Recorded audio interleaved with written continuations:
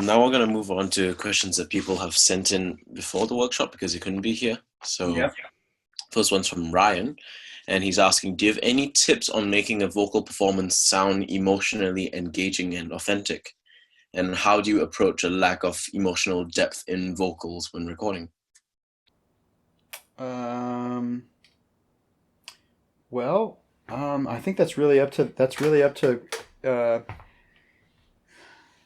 and it's it's not really something. It's uh, there's not a there's. I mean, obviously, there's the right way to EQ and compress and balance and accentuate a performance with a mix, but you can't really save a vocal performance um, with technology. Um, you can you can make an inspired vocal performance that's maybe not as in tune as it could be. You can help that with auto tune. We didn't even talk about that, but um, you can help that with Melodyne or auto tune. You can't put emotion and performance into a mix. There's no production trick in terms of like technology. The production trick is be a good producer and know um, when the moment is right or how to coach somebody through it. If you're coaching yourself, well, make sure that you make sure that you feel comfortable, that uh, you feel confident. Have someone there to help you through it, or if you're shy and you don't have someone to help you, just sort of create a circumstance where you can be comfortable. And you probably have to sing the song multiple times. And I don't mean necessarily all in the same session on the same day. And that's one of the reasons why you need to be very careful about the equipment you use and documenting it, and learning how to sing on your mic properly, and what sounds good and what doesn't sound good. A great vocal performance is not something that can just happen on demand. Um, Sometimes you just have to be very patient with someone, and they need to sing the song several times to have the experience of figuring out how to sing to the record that's being made, um, how to actually achieve the performance that they have in their head, that when they hear it back, that it matches up with that. There is no. I really wish there was a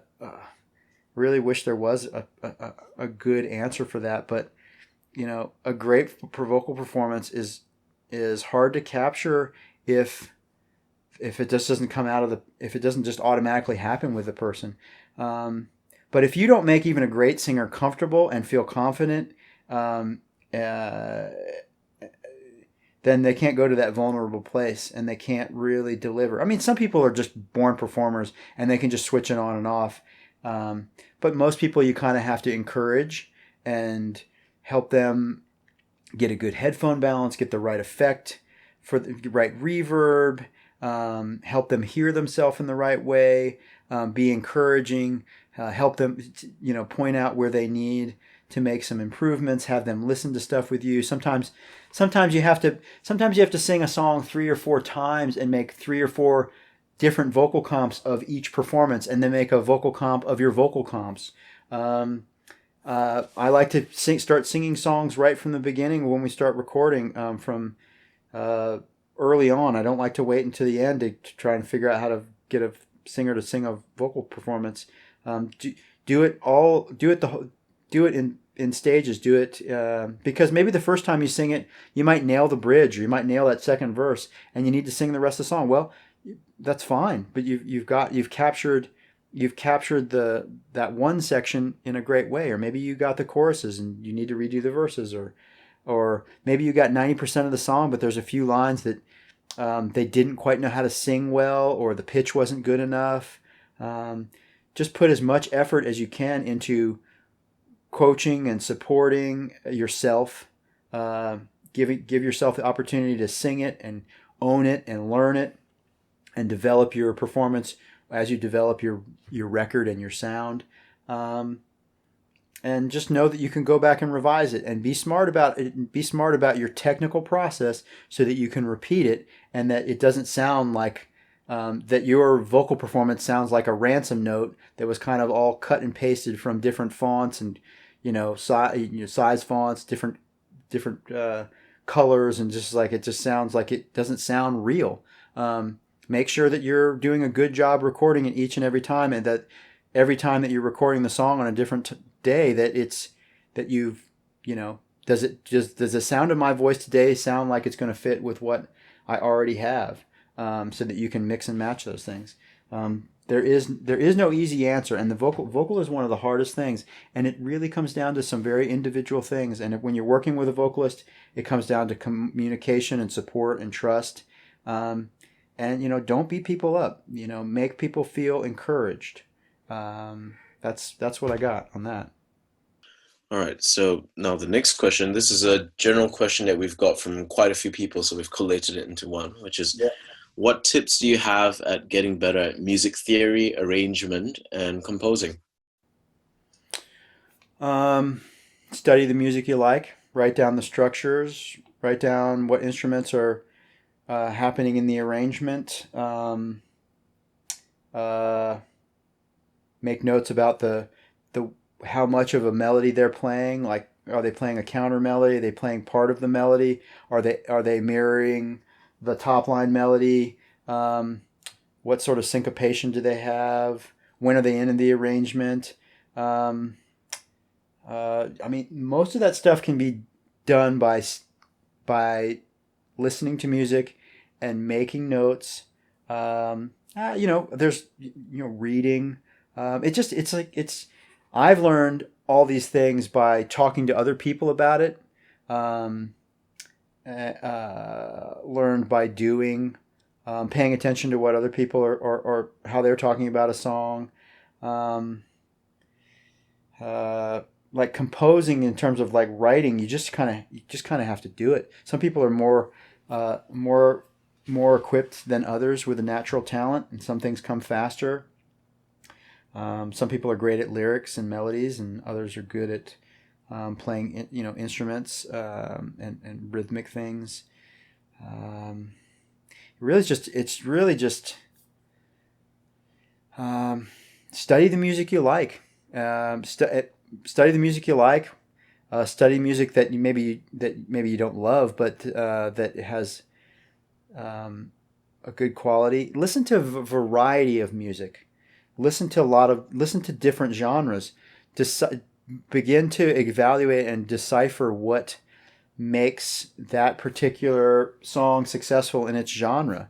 Um, you know, uh, Hip hop music or sampled music sometimes doesn't have. There's can be dissonance and real repetitive things in it, and a lot of arrangements in rap and hip hop music. It's just there are sound bites or samples and things that play the whole. Like basically they play the whole arrangement. And electronic music is the same, where some like a loop is going the whole time, but it's when you unmute it and mute it. It's like that's how you make an arrangement. You can experiment in Ableton about creating the different segments and how you sequence them, and what parts work over other parts. Um, it's really Yeah, it's really just about studying. Uh, Definitely learning about music terminology is a good thing, so that when you're talking to others, that you know how to communicate and what they're talking about. Um, if you're not a very experienced musician, and not you don't really know much about theory. I mean, just uh, uh, it's really just about. I mean, it's just really about self study, and I think in terms of making records and doing stuff that sounds like the things that you want to sound like, you just gotta listen and make notes and trying to figure out what's going on. Listen to music and try and identify write down all the different instruments you hear, and then write down what you would call the structure of the song. Um, when do those different instruments when do they appear in the arrangement? Try and understand why they appear in the arrangement when they do, and why they go away when they do. What feelings does it create? Um, yeah, I guess that's what I have for that. Great. All right. Then the next general question that we got from quite a few people was, any tips on building a fan base and releasing an EP in the current music climate? Um, well, don't spend too long. Don't spend an over extended period of time making your EP, so that you can get to that's like the a whole other, um, that's a whole other thing. I mean, you make your, I mean, yeah, you got to put it on Spotify. Hopefully, that someone will put it on a playlist. Do cover songs so that you can put them on YouTube, so you can draw people in. Uh, you know, give your music away. Go play a show and make your music available to people. Go to open mics and play. I mean, maybe if that's not the format for you, you don't have a way to do that. Find other people that are making independent music on different forums, and talk to them about your music. Share your music. I'm not really in the business of uh, doing too much management, or I'm not a record label. I'm not a promoter. But create a playlist of with you that's got your music. Curate and curate a playlist on Spotify, and add in tons of popular music that you like, that yours sits along with, so that you draw in the listeners that are familiar with those songs. Maybe you pull them into your playlist, and they'll get exposed to your songs, and then maybe other artists will put your music on playlists. I think an idea that many beginning artists get is that once they've made their EP, that suddenly they've created something of value, and someone's gonna sign them to a record deal, or you're gonna get rich and famous. I mean, most of the time it's, and I said this very early on, the industry considers your early work as just sort of a demo. Um, Give it away. Put it in the hands of as many people. Figure out as many outlets as you can. If you have an Instagram account, do a little quick, acoustic version of your song, or just like a little thing, and maybe put that on Facebook. Maybe people will repost it, or Twitter. Do things that are appropriate for the format, where you're guiding people, like if they like it and it gets shared, where you're guiding them to your Spotify playlist, or where your SoundCloud is, or your website. Just share your music. I realize you've invested a lot of time, money, energy into creating this music, but it's really to get yourself out there, to get recognized, to create a profile. It's I have found frustration on some projects that I've done that are a little bit more independently minded, or where they're just kind of like starter projects, and people get really precious about giving the music away, or thinking that now they need to sell CDs to get that music back. It's a very If you're doing this as a business proposition from the start, you've already created a very difficult circumstance for yourself. Um, because chances are you've done some really great things, and you've made some music that shows your talent and where you are in your journey as an artist. But to think that it has created the kind of value that where you're going to be able to quit your day job, or people are going to pay you back for your investment, that's not that realistic starting out. I'm not saying that it won't happen, and you might give your music away, and then by giving it away, you create value, because suddenly people start liking it and sharing it, because it's easy to do, and then maybe that record label will come calling, and maybe they're not interested in the EP that you already made, but like, that's fine. That's great that you do that. Maybe we'll re-release that as with some promotion as a single, but we want you to do a new record. We want you to go, write songs with so and so, and like it's just trying to open a door, an invitation, and you really need to look at it that way. It's an experience. It's to get you started. Um, and maybe you can send it to some promoters and promoters for a festival or for some support in your area, or you can send it to a band or an artist that's on tour that's a little bit ahead of you, that maybe you can get their attention and say, hey, when you're in my town, I'd love to open a show for you. Make sure that when you play a show that you can put the music in people's hands, even if it's on a little thumb drive.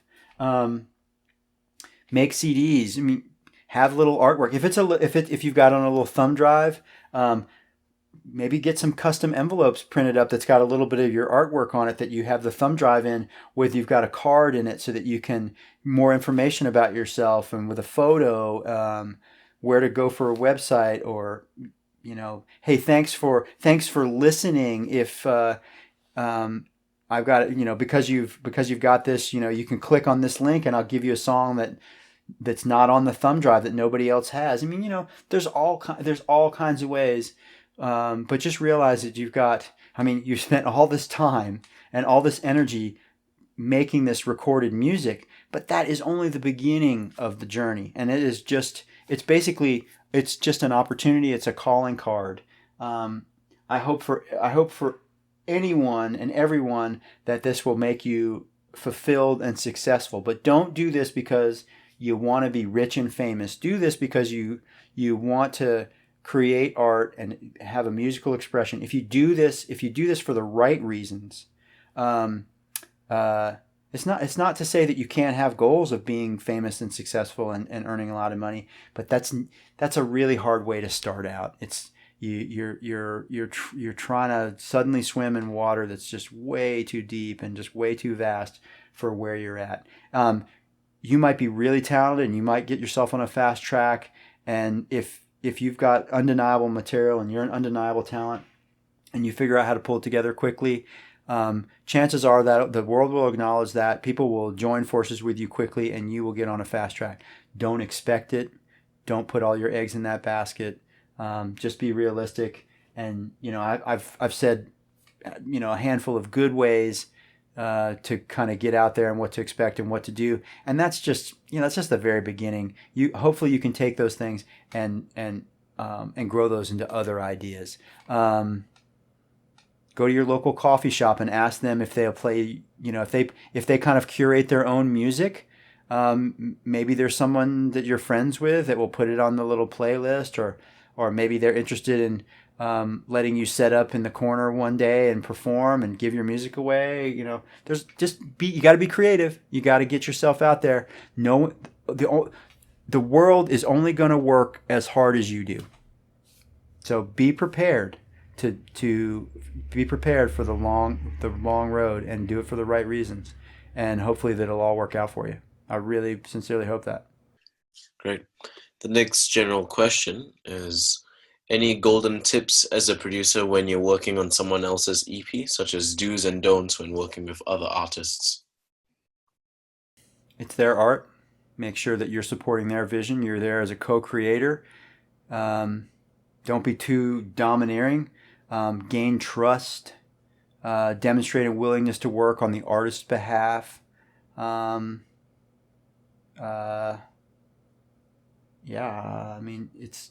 It's not your show. Just because you're the producer and you're there as a figure of authority and oversight doesn't mean the artist is really the boss. I make the artist record. I don't make Jacquire's record. I make the artist record. So while I'm pretty much the guy that's in charge of running the sessions and planning things and saying when that performance is great, or that sounds great, or that's not right, we got to keep working. While I'm the boss, in a practical, technical, day-to-day sense, the artists and their songs are the boss. And I've got to make sure that they look, feel, and sound great. And so they may not be in charge of the session, but taking care of them and fulfilling their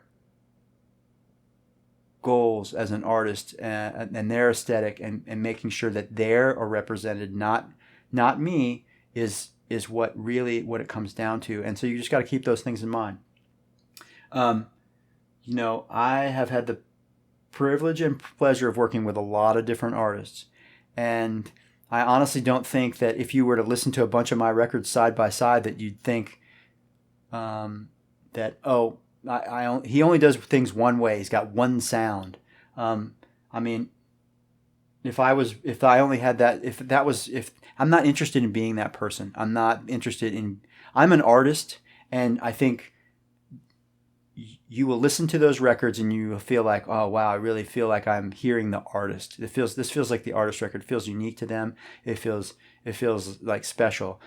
Now, if you listen to a lot of things and you have an educated ear, discerning, or you thinking about the person that's behind the scenes, yeah, you'll probably hear me in there, and recognize some opinions and traits and habits and inclinations that I have. But it's all secondary. It's there to serve the artist. So, I mean, just keep in mind what's really the most important when you're helping somebody. That's not to mean that you don't stand up for your opinions sometimes, but only do it when you really feel absolutely convicted about it. And maybe you don't agree with something they're asking you to do.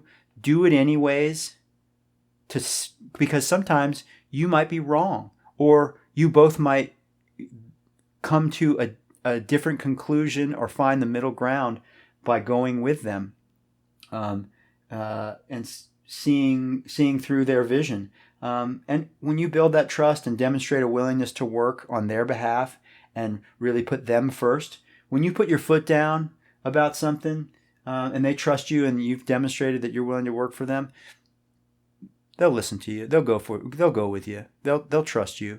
Ultimately, artists are vulnerable. We're all vulnerable as artists. But when someone invites you in and asks you to help them make a record, they're putting a lot of trust in you, and you have to acknowledge that there's a vulnerability. Even if they don't come across as a vulnerable person, they're letting you in and they're asking you to help them. So be respectful and know when it's important to stand your ground. That's the best advice I have for that. All right. The next question's from Paul, and it's a little more specific to recording, and his question is, do you recommend a certain way of recording horn instruments, in particularly the saxophone, that you found to have worked best?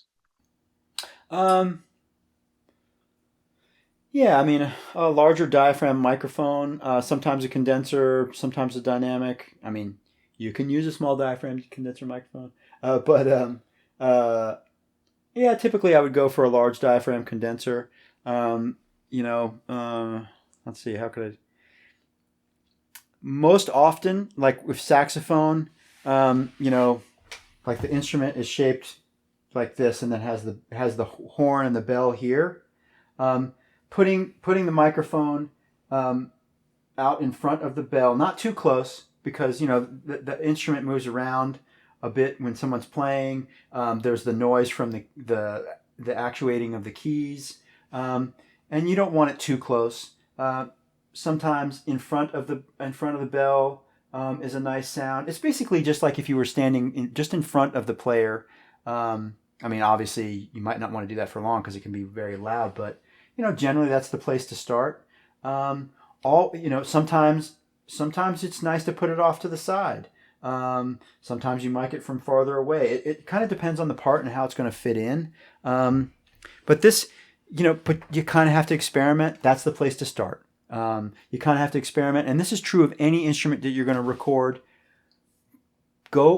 If you're going to record somebody else playing something, you have to go out into the space and listen in different spots. Move around in front of it. Like I always like when somebody's sitting down and playing acoustic guitar and I'm going to record it, I kind of bend down and put my ear in front of the guitar and I listen to how this instrument is projecting the sound, and I just kind of listen for this is where it sounds like I'm getting the highs and the body. It sounds balanced. It's not cloudy. The tone is full. I'm gonna put the microphone there. You got to do that. You got to do that all the time. Now, you're not going to put your ear right next to a snare drum while someone's whacking the hell out of it. That doesn't make any sense. But you got to get in there and you got to experiment. You got to move things around. If you're on your own and you're trying to record yourself, make sure put some headphones. You're mic an acoustic guitar. You're playing acoustic guitar. Put headphones on and maybe just fret some chords and move the mic around,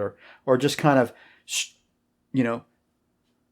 strum it. Like, okay, just say, just roll the DAW, the recording, start recording, say, okay, I've got the microphone 4 inches away from the guitar and it's over the sound hole. This is what that sounds like. Okay, now I'm going to move the microphone and I'm going to put it at where the neck meets the body and it's a little further away. It's 6 inches away. This is what that sounds like. And you got to move it around, experiment, or just put a guitar strap on, put the guitar on and get in front of a mic on a stand and just sort of move around and try to figure out in the headphones what sounds the best. It's like, oh, that's the spot. So this is the spot. This is the relationship. This is how I'm going to record. And listen back to it. It's trial and error. There's no magical spot to put a microphone. There's no one magical microphone. You just have to experiment. Over time, experience will tell you the place to start. I know just instinctively and from experience where to start with microphones and which microphones to choose.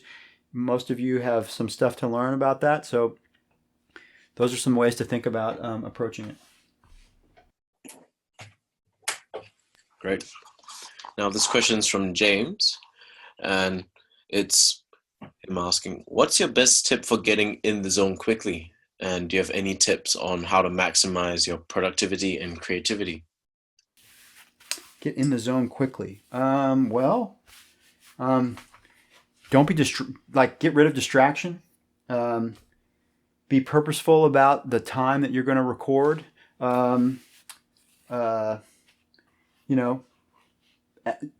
Be organized, have structure, make sure you understand your setup. If you want to, get things like, if I have, come the weekend, I'm going to be able to record. Well, if you got time Wednesday or Thursday night, do a little bit of setup because you're going to have dinner with friends on Friday night after work, and you just get set up, get prepared, and that so when Saturday comes around and you've kind of got enough sleep and you got up and you when you're ready to get up and you eat a little something, you have a little coffee, and you kind of meditate and get yourself ready. Then when you go in, it's just like you can get in the zone because you prepared for that moment. If you're on your own. But it's about being purposeful and disciplined about, I think. I mean, sometimes I think people confuse being prepared and purposeful and meticulous in planning as being in opposition to being creative. It's not. Because you need to be prepared to allow yourself to work through the creative moment. That's why I have a team that works with me, because people tell us that it's more than one artist or group of musicians that's told us separately that like we're ruthlessly efficient, and they've used that because like we are on it and we are set up and we're prepared. I want us to be able to move at the speed of creativity and imagination as much as possible. I only want things to slow down and bog down if we can't keep up, or we need to make an adjustment. I don't want to constantly be in the weeds, because then you're not going to get in the zone. And you need just to be really purposeful about it. You need to know when you're in the right frame of mind, and you need to know that when it's not happening. Don't over push it if it's not coming together when you want it to. Just it's just like chalk it up to like, well, this is experience. I tried. I'm gonna wait till I feel I have the time or the inspiration to do this again. Just be prepared, be organized, so that because especially if you're on your own, you're trying to do so much stuff that don't try to figure it out all at once. Get all the technical stuff set up and out of the way so that you can get in the zone. I mean, I don't, take care of yourself. Live a balanced life. Um, you know, be a whole person, because that's, those all those things are going to matter, with your ability to have sustained concentration. The way I'm able to sit here and in this chair all day long and talk to you and do all this stuff is because it's just like I take care of myself. It's not that like I don't eat bad stuff and that I don't drink or whatever. It's but I didn't drink last night because I wanted to be fully clear and prepared for you today. I've done all this preparation so that I can be ready. I exercise. I take care of myself. I can't sit in this chair and feel like I have a healthy body and a clear mind if this was all I did. I need, it's just I've got to do things that balance me out. Maybe that's a little bit too much information, TMI, but I mean, there's more things to consider than just microphones and compressors and EQs and how badass is my song, all that stuff. It's just like you got to be a balanced person, and you need to be able to take in life to be able to express something that's meaningful. Great. This is now the last question from people who can attend the workshop, and it's from Shaylee, and she's asking, how do you overcome a poor recording space without any acoustic treatment? Ooh. It's a tough one.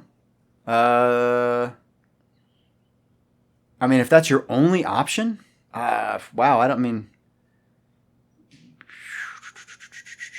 Well, if it's not going to be suitable to a good recording, then you got to record somewhere else. You got to do something different. I mean, like if you're trying to record in your bedroom, but it's like it doesn't really sound good to you, well, take the blanket off your bed and hang it over a door so that you can have a surface that's absorptive. Yank the mattress off your bed and lean it up against the wall, and it's like put the mattress behind you. And I'm just like you just gotta think creative. You gotta just like it's guerrilla warfare here. Pull that mattress off your bed, stand it up on the wall, and put your back to the mattress. I don't mean like you're leaning on it, but because you don't want the reflections of the space in the wall to be in the microphone. But if you have that mattress behind you, like all this bad space is not reflecting back off this wall, but that's behind me into this microphone. It's just my voice that's going into the microphone. A lot of artists record on the road in hotel rooms, and that's exactly what they do. They book rooms that have twin beds in them, or double beds in them, so they can pull the mattresses off the bed, put them, stand them on the end, create a V, and then they stand in the V and put the microphone at in front of it and sing there. I mean, yeah, I don't know. You just gotta figure it out and try. Maybe maybe you need to go over to a relative's house or a friend's house, or just got to think creatively. Or maybe you need to record things as direct as possible, or maybe you need to spend a lot of time with samples and sound libraries and already prepared sounds and get your production and your record sort of figured out to the point where you can then go to save a little money and then go to a recording space and hire someone to help you record a real instrument version of that. You really just have to think creatively and do whatever means necessary to get there. Great. All right. Well, looks like we might take one or two more questions after this, but we're basically about to wrap up. This is a question from John, and he's asking, Is a label necessary for an artist to succeed? And of course, succeed being such a broad word, the meaning he's described it as, make a viable, consistent living, reaching a core fan base as a singer, songwriter, performer, producer, etc. No, it's not. It's not. But be prepared. You got to. It's. No, it's not at all. I mean, you just be prepared to go it on your own. A very good friend of mine, Dallas Green, who has a his solo project is called City and Color, and he's got his original band, which is very different music, is Alexis on Fire. They never got a record deal. They ended up starting their own. They got signed to a manager that that kind of ripped them off and put them on this little indie label, and they never made any money. And they were like, well, the heck with this, let's start our own label. And they just toured and toured and toured, and they paid for their own recordings. They pressed up their own CDs and vinyl, and they sold them at their shows, and they'd make enough, they'd sell them and order more and sell more, and they'd tour and build their fan base. And the little record label that Dallas started, Dynalone Records, there's tons of great artists on there now, and they've become, they're a great independent record label. And then Dallas decided to, to sort of take a break from Alexis on Fire and start his City and Color project. And he pays for the recordings himself.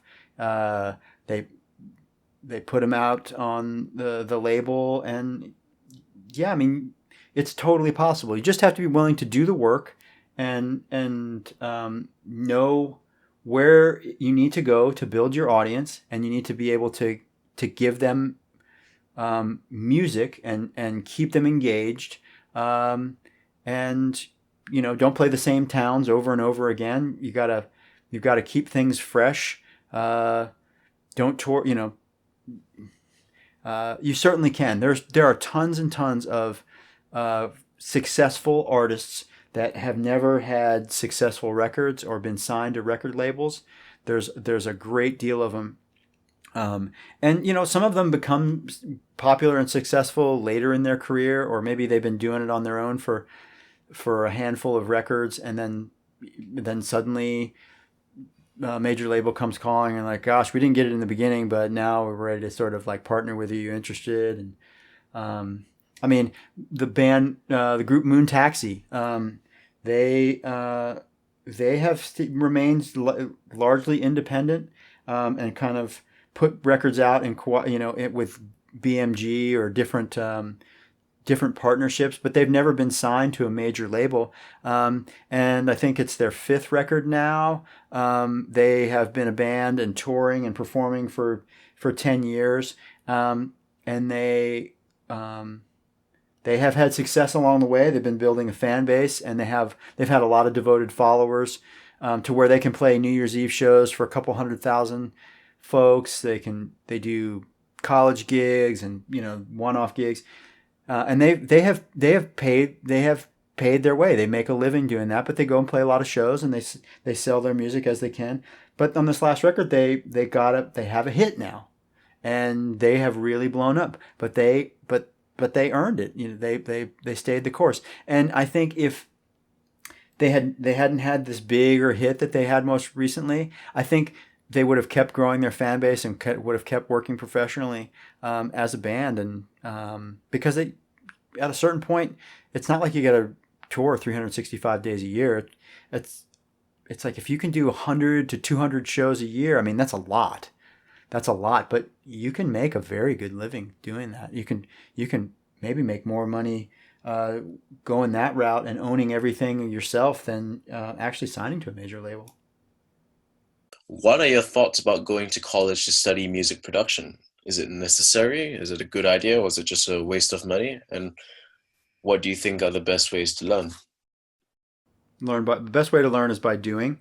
Some people, do I think it's necessary? No. Do I think it's a waste of money? I wouldn't venture as far as to say that it's a waste of money, because I mean, certainly if you go to a quality school, hopefully you get a quality education, and you're going to get out of it what you put into it. And I hope if you're spending that kind of money and putting that kind of time in, you'd really put forth the effort to get the absolute most out of it. But no, I mean, I would say most of the artists that we love and admire don't know how to read music. That like major label recording artists, um, they just they just learn by doing. They just picked up an instrument and started playing and singing.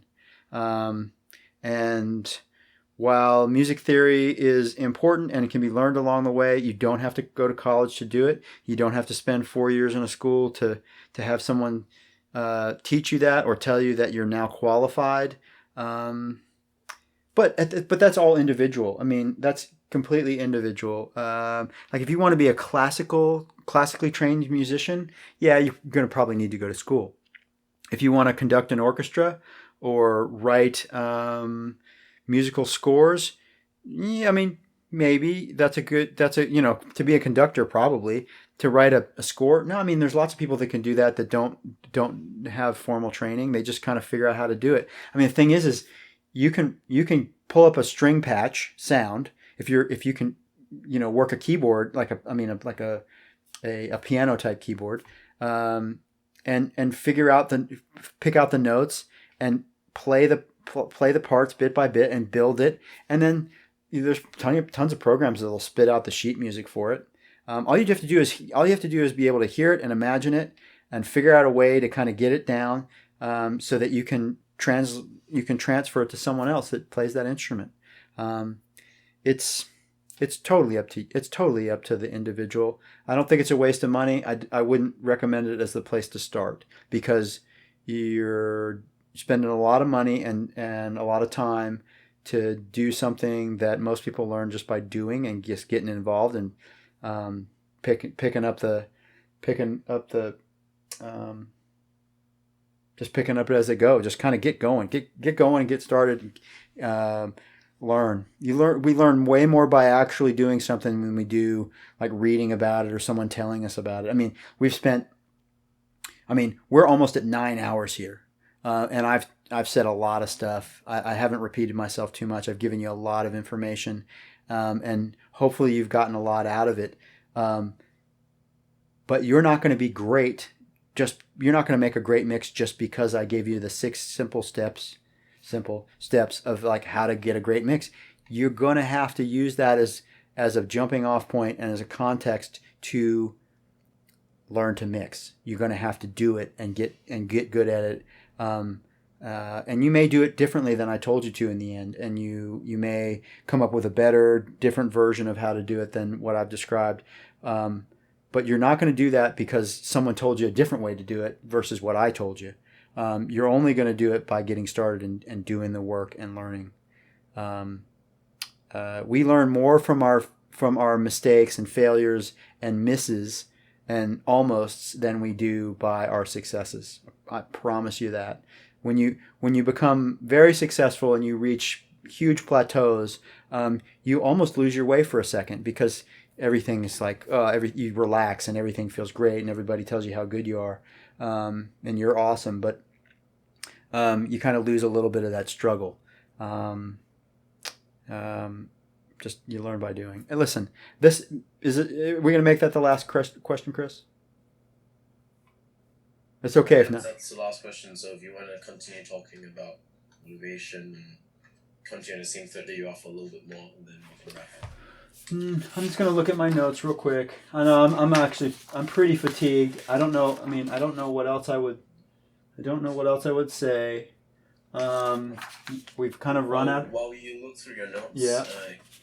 Jacquire, have you got anything else to add in? Um, yeah, I guess two small things. I want to wrap this up, and I really appreciate anyone that's actually been managed to be able to stick through this whole thing. Uh, um,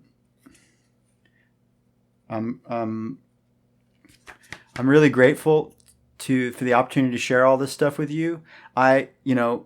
This was framed as it was going to be 3 or 4 hours, and I was going to give you a lot of knowledge. We are way past that, and I'm not trying to pat myself on the back, but the preparation and effort that I kind of gave you guys, that's sort of the heart you have to have to do this. You have to be patient. You have to be a hard worker, and know that it's going to take time, and just really be dedicated to it, really focused. And you might find out after a little while that it's not totally what you thought it was going to be, and you're not cut out for it.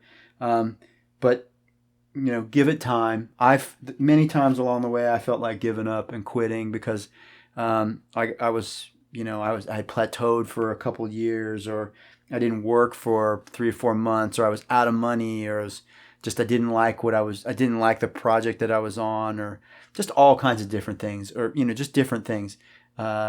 Just you kind of get to the end, you feel like it's your end of your rope, and you almost give up, and man, I'm just really glad that I didn't. At this point, I did, at a certain point, you sort of don't have much of a choice in life, but to just sort of stick with what you've been trying to do. Some people it takes a long time to break through, and don't let that be discouraged. As long as you're enjoying it and you're fulfilled, that's the most important thing. Because if you don't have that, success will not make you happy. I want to thank everybody again. I wrote down this one last little thing I wanted to say to you. Like, the hallmarks of a great sounding record and a great mix are, a good rhythmic quality, not a memorable melody or riff, balanced and impactful low end, a vocal sound, and a performance. Those things. I mean, it's kind of simple, but those are things that are most important. And if you can kind of prioritize to do those things well, you'll be on your way to success. I'm really, I'm very thankful to Graham and the Recording Revolution. I'm thankful to all of you to have spent the money, to have trusted me, to put down, hard-earned money, to spend this time with me and trust that I was going to deliver something to you of value. I've had a great time today. Sharing all this stuff. I'm very thankful for all the opportunities I've had, all the good fortune. So many things have gone right for me because I stayed patient and persistent, not because I was deserving or anything, but just because I just pursued something I was really passionate about, and I didn't give up. And I'm just really glad and thankful that you guys trusted me and to invest your time and money in me, to come here and listen to what I had to say. I hope that there is enough value in it for you that you can take it and shape your path, and that you can be successful and you can feel fulfilled. And I'm grateful for that. I'm grateful to the Recording Revolution. I'm going to sign off. Thank you very much. Best of luck and be well.